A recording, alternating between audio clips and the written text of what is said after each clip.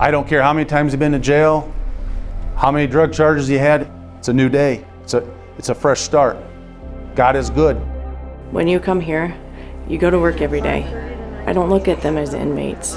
I look at them as people. We don't wear stripes here. They wear their normal clothes, and so I think they're a resident. The goal of the program is to not be jailing, but to be healing and working on your recovery. So you've got to make up your mind that this is where you want to be. I'm telling you, you got to work. Everybody in this room's got to work hard. And it's got to start as soon as we walk out that door.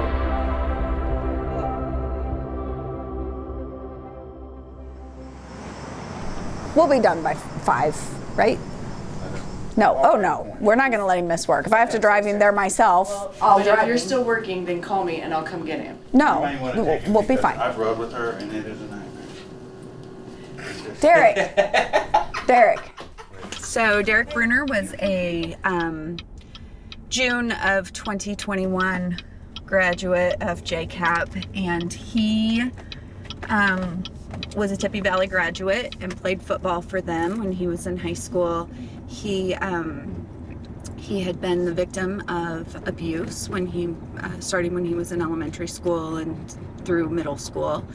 And he just has this really great story that he feels very compelled to share. Derek. Hey, you can keep them. I'm not keeping that one. He throws me under the bus every single time. He rats me out bigger than crap. What did you tell on me for the last time? Like literally. Your radio. Oh yeah, as soon as we walk in. Yeah, by the way, she lost her radio. Multiple times. JCAP changed my life. I'm trying to be honest. Quit being honest. Yeah. Thank you. All right, guys. So we have some guests. I think you guys probably recognize them. They are very recent JCAP graduates. They've all 3 gone out to the work release program, and we invited them to come in and talk with you about their experience in JCAP. And then also we wanted Sean to kind of share his experience as a dad with this whole thing. Your future is after the program. And quite frankly, the program is a shocker. It was a shocker to me. Drugs are drugs to me. I don't know. I've never done that stuff. And you can just quit. That's my thinking. Well, the JCAP parent program taught you different. It isn't that the parents give up on any of you boys. It's not that. You don't know how to handle it. They don't know how to, they can't control you. And the hope that you don't die.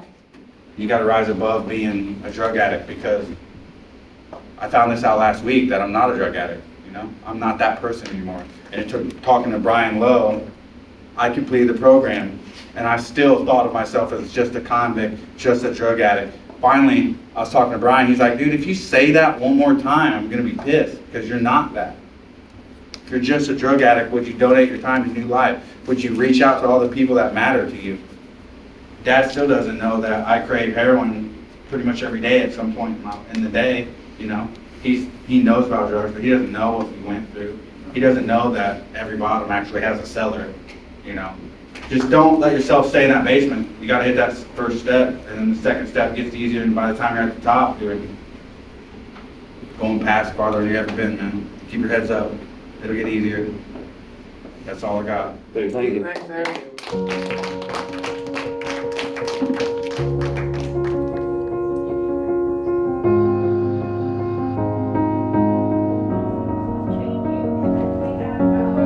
They say it's a matter of time, 1,000 days and the sun won't shine before I come back to you. When I'm happy, nothing's going to stop me. I'm making my way home, I'm making my way.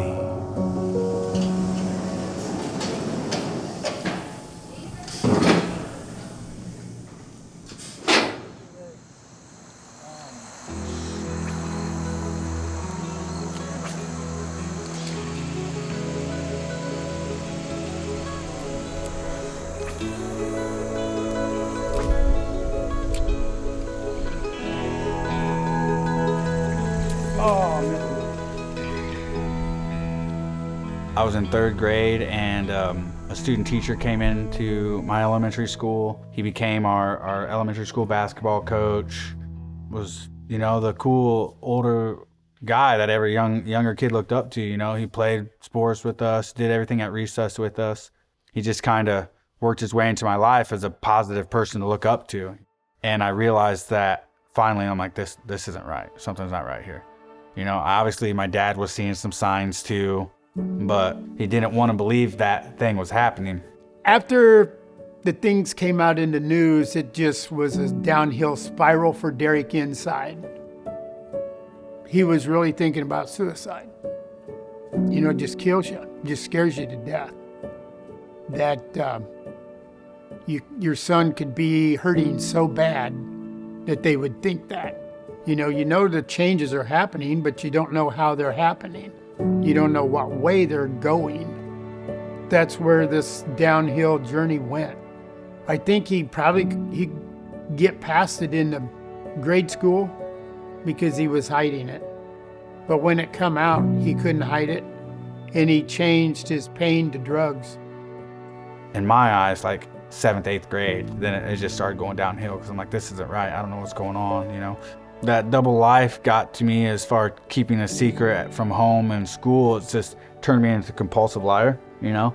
I was really good at hiding emotions. The only emotion you seen was mad and happy. You know, I didn't have any other emotions. Freshman year, I wasn't good, didn't care, didn't even want to go to school. You know, people were always getting in fights, always struggling just to be me, because I don't even know who I was at that point anymore. You know, my whole identity was just rocked. He hit it so good through high school. And then this is coming after high school. He's working for me, and I can't stand him. He's working his butt off just for drugs, drug money. Then he gets busted, you know, for meth. He blames it on somebody else. Well, then he gets busted again and again and again. And one of the best things that ever happened in my life was when Derek got a no bail bond. He couldn't get out of jail this time. And when you think your son's better off in jail than outside, man, that's really an eye-opener.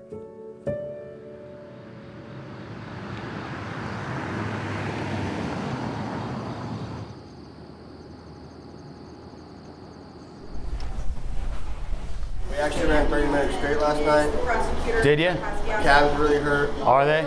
So I'm gonna need you to take it easy on it. Yeah, that's probably not an option today.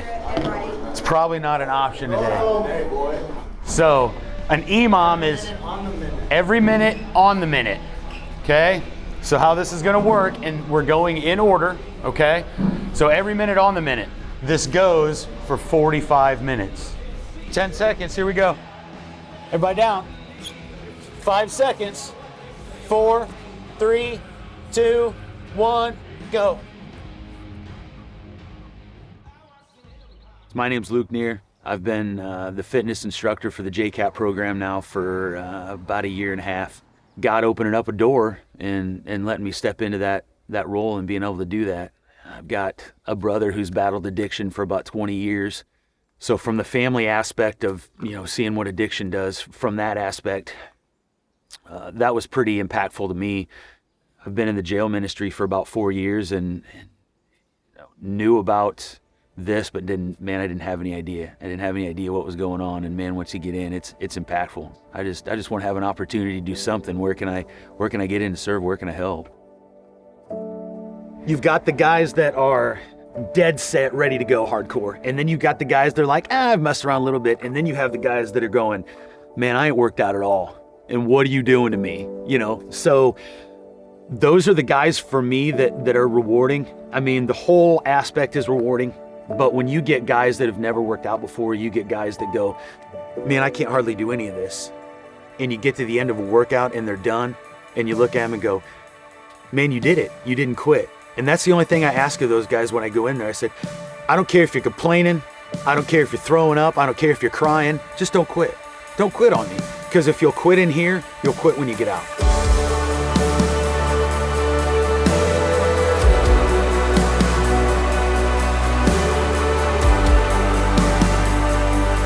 The average craving lasts 7 minutes. Can you make it through 7 minutes? You can push through this. If you can push through this, you can get past that craving. You can get past. So you see the confidence building these guys every single week, and those guys have a tremendous story. I tell these guys, your mess is your message.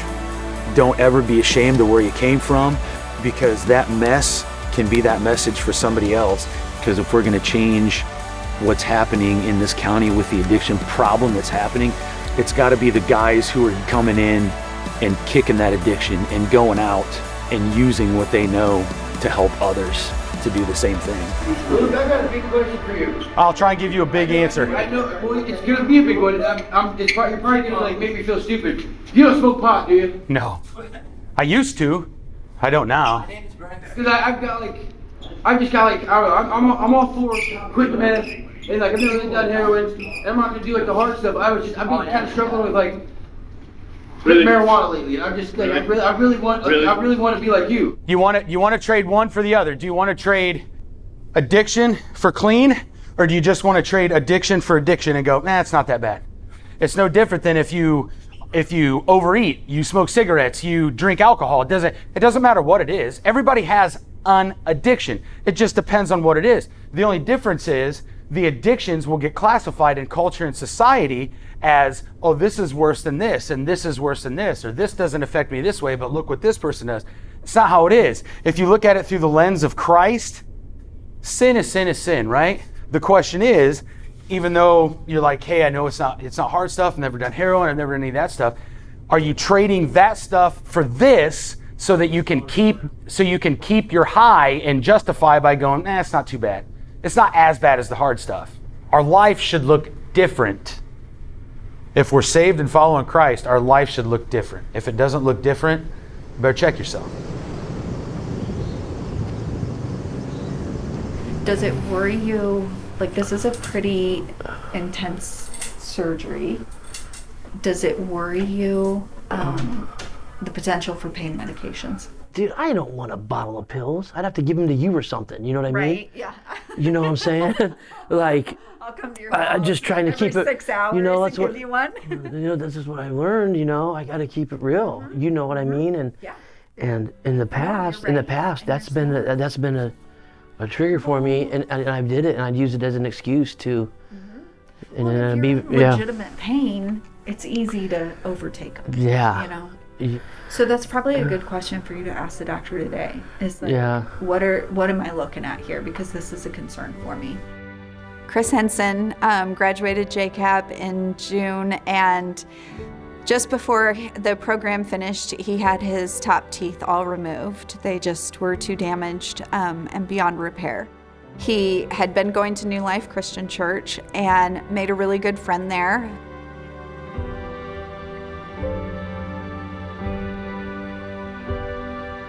So it was like a week that it took, and Brian Reeder called and said, we just have to find a surgeon to do it. Which I knew wouldn't be a problem because our community is amazing. And then just 2 days later, I got a call and they said, Dr. Luke Reed is absolutely willing to donate his time to do the surgery. And we told Chris, and he just smiled and he said, I've been praying about this so hard because I love to smile, but I hate my smile. He just kept saying, I just can't believe this. And honestly, I kind of can't either. It is amazing. Our community is amazing. Everything hinges upon how much bone you have to work with up here, and that determines what we can or can't do. The way this works, and what we do actually quite commonly, is we'll take somebody typically that has, just like you were, say, in June, okay? We'll take somebody that comes in and says, Doc, my teeth are no good. My dentist says I need to have all of them out. And once their teeth are out, at the same time, at the same appointment, while they're still sleeping, we'll go kind of all the way around the jaw and find a couple of good spots where we can put in anchors or implants or whatever you want to call them, okay? And that creates the foundation for a new set of teeth, okay? So just think of this as having a denture, okay? But it's a denture that's in permanently that you don't have to take in and out, okay? Most people are trying to avoid what you have right now, right? Most people psychologically, they don't ever want to look at themselves in the mirror without teeth, right? Yeah. Although with you, we've already kind of got the hard part out of the way. We've already taken the teeth out. That part's already done. So what we do is we just kind of fast forward and say, okay, well, it's pretty cool. We're going to be able to put you to sleep and you should be able to wake up with new teeth in place. Cool. All at once. Okay. Nice. Does that generally make sense? Yeah, absolutely. Okay. Mostly on board. Do you have questions? Is it going to be more pain afterwards than it was pulling? Right. No, this is, believe it or not, this is super comfortable. Cool. I know. So I'll be good with ibuprofen, right? You will be. See, Yeah. perfect then. Taking your Good. teeth out is hard. I mean, Yeah. that's painful. That was a little sore. Comparatively, this is a walk in the park. Yeah. This is Good. nothing. And then we're golden. So today we're going to talk about the Cartman drama triangle. Humans manipulate, okay? Learn it when we're like in the crib still, okay? If I cry, someone will come, yes. We've got John and Mary. Do I get to be married? Yeah. You get to be Mary. That's only natural. Honey, they're just young. I work like a dog all day, and I just hate, I can cook something else. It wouldn't take long, I promise. High end of the world. A waste of an expensive steak. Way to go, Mary. Well, maybe if you could have hauled your ass out of the chair for a minute while I was busy, it wouldn't have got burned. So the simplest method of getting off this triangle would be the non-defensive response. It works at any point, no matter what the role the other person is taking. So passive response are saying things like, yes, that's true. Or, oh, I'm sorry, you're whatever.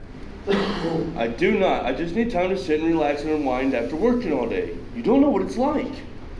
I'm sorry you're feeling so tired. Thanks, Mary. Using the passive responsive doesn't make you a passive person, doesn't mean be passive all the time. It just means stop the conversation from turning into a conflict. Wouldn't it just be healthier just to help out? Yeah. Just to pitch in without her having to ask? Sometimes people just want validation. They want to tell you about their day, but not so that you can try to tell them what they should have done or what they should do. They just want you to listen so that you can be like, oh, that sounds like you had a rough day. It just speaks to the amount of care and compassion that our community has. When they leave the jail, they don't leave the JCAP program behind. They're taking those instructors with them, they're taking those friendships and those connections, which is amazing. It really made me think and analyze that what we're doing and the team we have in place and the game plan, we're on the right path and moving forward and doing the right things. It's because of those people and who care about our communities. That's why JCAP is working and is very successful. Kind of just hit, like I'm almost 30 years old. All my friends are moving on. I still was kind of living that double life where I had my high school friends that didn't use drugs and my drug friends that I was using with, and I just realized I always thought myself as a victim. This happened, I'm always just gonna be a drug addict, I'm always just gonna be this victim. And what changed, I can't really tell the point in those 4 months, something changed where I see people coming in and just loving me at my worst. Everybody came in and just loved me at my worst, and I realized like, they don't see me as an addict or a victim. They see me as a person that's struggling, but they don't identify me as that person. Why do I identify myself as that person? So when I started thinking like that, I started putting into motion, I started healing from my past, I started opening up to the counselors there. I started just being real instead of a fake real. When they broke me down and it was just like, okay, I don't have to be this person anymore. It changed so fast for the good that I was in disbelief. He finally said to me after JCAP that he don't want that life anymore. I go, do you still have cravings? He goes, I always will have cravings, but I don't want that life. And he wants to give back. He wants to go out there every Saturday and help them. That's what the JCAP program has done. It's a big mind changer. The relationship between me and him, Brenda, my wife, the other day goes, we got the old Derek back. This is the 4th grade Derek. We've got him back. Praise the Lord. Praise Courtney. I want to jump up and say hallelujah. But that's what a change can do.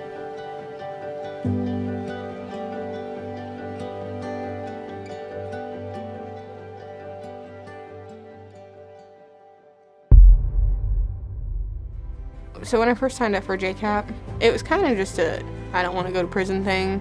And I started seeing the way I was acting was not okay, that I needed to probably get a grip on my life. I've never been on the streets free, like truly free, and been sober since I've been 11. That's when I first started using meth. The main 4 I think that we discussed would be bullying, suicide, peer pressure, and then self-worth. Her journey has been one of recovery, but her journey has also been hell. I mean, I've said it before, I'll continue to say it, they really are, they're changing lives, like making you think about, you know, what your life is actually worth.